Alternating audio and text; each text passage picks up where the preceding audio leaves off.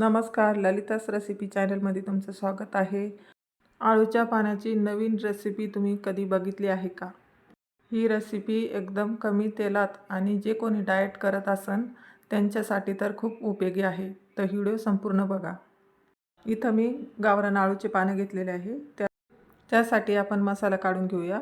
इथं मी कोथिंबीर, जिरे, अद्रक, लसूण आणि मिरच्या घेतलेल्या आहे। सर्व मसाला आपण आता इथं मिक्सरच्या जारमध्ये टाकून घेऊया आणि याची बारीक पेस्ट करून घ्यायची आहे।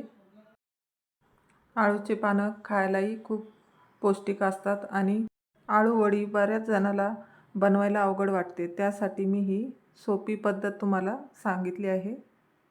घशामध्ये अजिबात चुरचुर होत नाही आणि असे आप्पे नक्की करून बघा आणि कमेंटमध्ये नक्की मला सांगा कसे झाले ते। इथं मी आता बारीक पेस्ट करून घेतलेली आहे। आपल्याला आळूच्या पानाचे जे देठ आहे ना, तर ते कापून घ्यायचे आहे, त्यामुळे आपल्याला घशामध्ये चुरचुर होत नाही। सर्व असेच आपण आता कापून घ्यायचे आहे। त्यानंतर आपल्याला आता इथं आळूचे पानं एक एक दोन दोन करून कापून घ्यायचे आहे। या अशा पद्धतीने चांगले असे बारीक कापून घ्यायचे, जसे आपण भाजी कापतो त्याच पद्धतीने कापून घ्यायचे आहे। खूप जास्त अशी मोठी ठेवायची नाही। बघू शकता मी जशी कापते त्याच पद्धतीने कापून घ्या। सर्व पानं आपल्याला आता ह्याच पद्धतीने असे कापून घ्यायचे आहे। पानं आता आपण कापून घेतलेले आहे, तर आपण आता एका भांड्यामध्ये काढून घेऊया। सर्व पानं आता एकत्र करून घेऊया। त्यानंतर आपल्याला इथं बेसन पीठ लागणार आहे, तर बेसन पीठ आपल्याला कमी जास्त लागू शकतं। मी इथं 1.5 ते 2 वाटी बेसन पीठ घेतलेलं आहे। आळूचे पानं जेवढे आहे त्याच्यावरच सगळं अवलंबून असतं, तर आपल्याला जसं लागेल तसं घेऊ आपण। इथं मी घरचंच पीठ घेतलेलं आहे। त्यानंतर आपल्याला आता इथं हळद टाकून घ्यायची आहे। परत इथं आपण आता मीठ टाकून घेत आहोत। त्यानंतर आपल्याला आता जे मिक्सरमध्ये आपण बारीक पेस्ट केली होती ती टाकून घ्यायची आहे। इथं आपल्याला आता सर्व मिश्रण एकत्र करून घ्यायचं आहे। मी इथं मिक्सरचं भांडं धुवून परत पाणी टाकत आहे। खूप जास्त असं पाणी टाकायचं नाही, थोडं थोडं करत पाणी टाकायचं आहे। आणि आपल्याला हे पीठ आपण जसे भजे बनवतो ना त्याच पद्धतीनं आपल्याला हे पीठ मिक्स करून घ्यायचं आहे। खूप असं घट्टसर पण नाही ठेवायचं आणि जास्त पतलं पण नाही करायचं।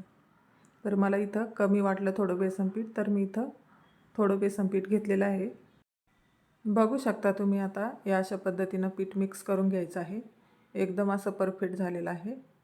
थोडं यामध्ये आणखी थोडंसं पाणी टाकून आणि थोडंसं पतलं करून घ्यायचं आहे, म्हणजे आपले जे आप्पे ना ते छान असे फुगतील। आणि घट्ट असलं तर मग ते फुगणार नाही, त्यामुळे असे सैलसरच राहू द्या थोडंसं पीठ। आता मी इथं आप्पे पात्र गरम करायला ठेवलं होतं, तर आपण आता चमच्याने एक एक आप्पे सोडून घेऊया। बघू शकता तुम्ही खूप कमी तेलाचा वापर केलेला आहे, इथं जास्त तेलाचा वापर करायचा नाही। तर अशा पद्धतीने आपण सर्व आप्पे सोडून घेऊया। सर्व आप्पे आता आपण इथं टाकून घेतलेले आहे, तर यावर आपण आता झाकण ठेवून घेऊया। एक 5 मिनटं याला चांगली वाफ येऊ द्यायची। इथं आता आपले 5 मिनटं झालेले आहे, तर आपण झाकण खोलून बघूया। तर बघू शकता किती छान फुललेले आहे आपले आप्पे। बघू आता, बघू शकता तुम्ही छान असा गोल्डन कलर आलेला आहे।